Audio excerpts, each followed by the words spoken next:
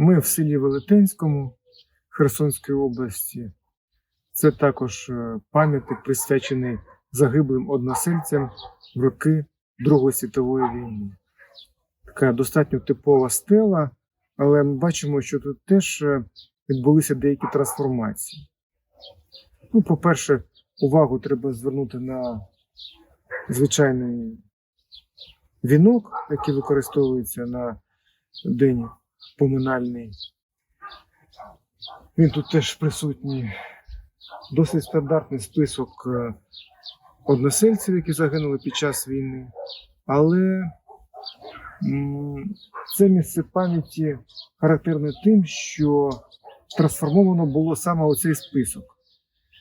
Крім воїнів, що загибли під час Другої світової війни, в цьому списку з'явилися також солдати, що загинули під час військових дій в Афганістані, а також під час антитерористичної операції на Донбасі. The destroying of Lenin monument in Kiev and so-called Lenin Fall after it throughout Ukraine was one of the key moments of the Ukrainian Revolution in 2014. This event became the starting point for a new rethinking of the symbolic space and memorials dedicated to Second World War in particular. A lot of journalistic texts and scientific papers were devoted to this. However, this text is in most cases referred to memorials in cities, especially in large ones. But the total number of cities in Ukraine is many times less than the number of villages. There are 461 cities, almost 900 towns, and more than 28,000 rural settlements in Ukraine. And almost all of them have war memorials. It means that most of the war memorials are located in the countryside. So, the aim of this study is to find a connection between the location of war memorials, features of their physical transformation, changing of their perception, and meanings of reinterpretation. Speaking about the war memorials, the researcher of historical memory Misha Gabovich, who works in Germany, identifies several tendencies. He pays attention that existing memorials to the fallen of the Great Patriotic War have been expanded typically by including additional monuments to the death of the Soviet war in Afghanistan and the Chernobyl disaster liquidators. Speaking about the new memorials built after 1991, many in the Russian Federation, he defined three trends. The first is individualization. Descendants independently affix the names of their relatives to previously anonymous mass graves. The second tendency is a religious reinterpretation. Most new monuments feature Orthodox Christian symbols. The third tendency is nationalization. War heroes are increasingly being defined by their ethnic and national origins, and their feats are linked to their national's prior exploits. During 2010s in Ukraine, especially in rural settlements, an active transformation of memorials dedicated to the World War II is taking place.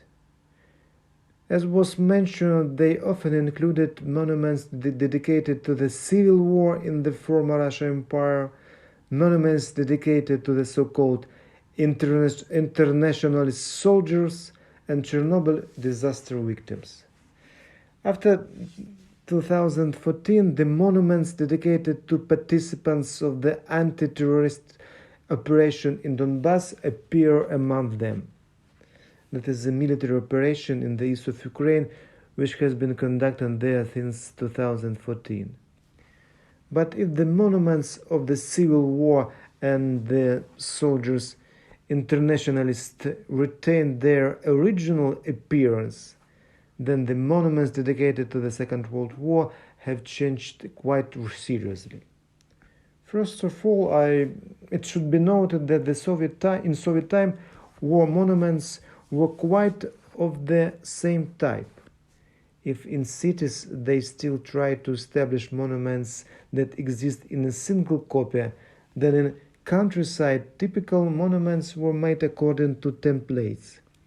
Most often it were a simple obelisk, soldier with a weapon or a banner, or grieving mother performed in a realistic style. Classical forms, figurative motifs, and unambiguous symbolism were the norm. In most cases, they were made from cheap materials, gypsum and concrete. They were respectively white, the color of limestone whitewash, or gray, the color of concrete. Monochromicity was both in the sculpture and the pedestal, as well as commemorative plaques with the names of the fallen soldiers. In the 90s, practically nothing happened to rural memorials. Sometimes the locals painted them in silver or bronze, imitating the fact that they are made of metal. But massive transformation of World War II memorials began to take place in the 2010s. Based on the analysis of the appearance of the monuments, several directions of transformation of memorial sites dedicated to World War were identified. During the field phase of the study, about 100 photos of memory places in Ukraine regions were collected. The first group of changes is changes in the color of monuments. Initially, monochrome monuments become polychrome ones. During their repairing or restoration, local residents paint various elements of the monuments in different colors. Here we can distinguish different phases of such transformation. The starting of polychromic transformation can begin with the painting some decorative elements of the pedestal, then proceed to painting individual elements of the sculpture, and end with a complete painting of the entire memorial complex. Currently, the latter option is rare.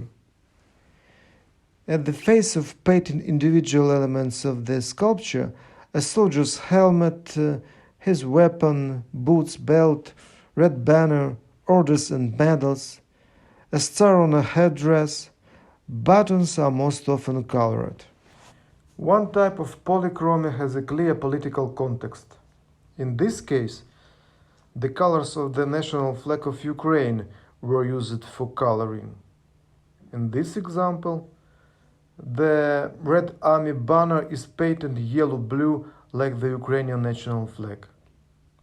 Here you can see how this sculpture group looked just 1 year ago. The monochrome monument was converted to bright polychrome one. The motivation of such coloration is not obvious. On the one hand, it might be nationalization, Ukrainization of Red Army heroes. On the other hand, people might just try to save the monument from possible relocation or even devastation. We have one similar case in Poland, when a statue was painted in the colors of Poland's national flag in order to save it from demolition. And in this example, the colors of the military order ribbon have been changed. Here you can see the Soviet Order of Glory, which is worn on so-called St. George ribbon. In 2014, the colors of this ribbon have become the symbolic colors of pro-Russian Ukrainian citizens. But on the presented sculpture, the Order of Glory is depicted on a ribbon in the colors of the flag of the Organization of Ukrainian Nationalists and the Ukrainian Insurgent Army. One more similar case.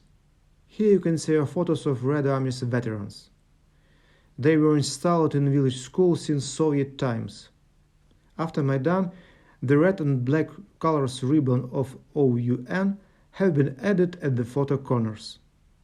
To superficial view, it is one more political oxymoron, but for me, it is just everyday pragmatism. People just want to save the memory about their own neighbors. The second group of transformation is represented by the introduction of sacred elements into the memorial complexes. Initially, all Soviet memorials were of an exclusively secular nature. Now, on some memorial complexes, Christian crosses, icons, and candlesticks are being installed. There are signs that memorial holy services are held there. The installation of specific funeral wreaths took on a mass phenomenon. Often, these funeral wreaths contain ribbons with religious expression written on them. These wreaths are usually used on burial ceremonies on the Remembrance Sunday after Orthodox Easter. Much in common between family memories, customs, and public memory practices on war memorials is getting on. The next group of transformation is the de-anonymization of collective plaques with the name of the dead. Memorials almost always contain either the list of soldiers buried in this place or list of residents of the settlement who died in the war and were buried elsewhere. In Soviet time, the names of the dead soldiers and officers were always shown in the same way. Now in Ukraine, you can see how the relatives of the dead soldiers independently single out separate names. For example, they paint letters in a different color there, or install separate plaques with personal data. Sometimes even install photographs of dead relatives. In one case, the name of soldiers from the Afghanistan war and Ukrainian military forces have been added to the list of Red Army soldiers on war obelisk. Here you can see two lists of soldiers on one stele. The list of Red Army soldiers who died in the Second World War and the list of Ukrainian army soldiers who died on Donbass. The last one is still open. Based on the obtained data, we can see that elements of political, mass, and folk culture are actively introduced into the memorial complexes dedicated to the Second World War in Ukraine. As a result, initially secular places of memory turn into syncretic complexes with a predominance of one or another components: sacred, folklore, or political.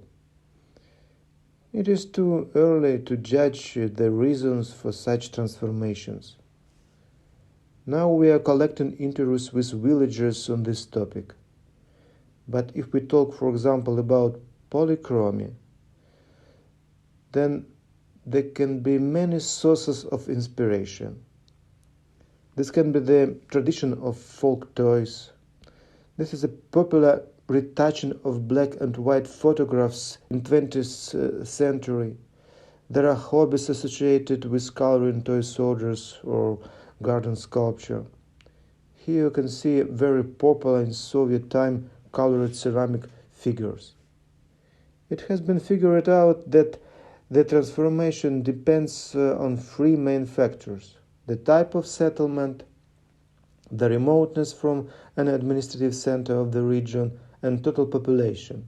Polychrome, sacralization, de-anonymization, and integration of elements of folk and mass culture are more typical for small and remote rural settlements, and nationalization for non-remote medium and small towns and large villages. Recently, mentioned trends have begun to appear in large cities. Here are some examples from Million city of Kharkiv or administrative center of Lugansk Oblast, Severodonetsk. The main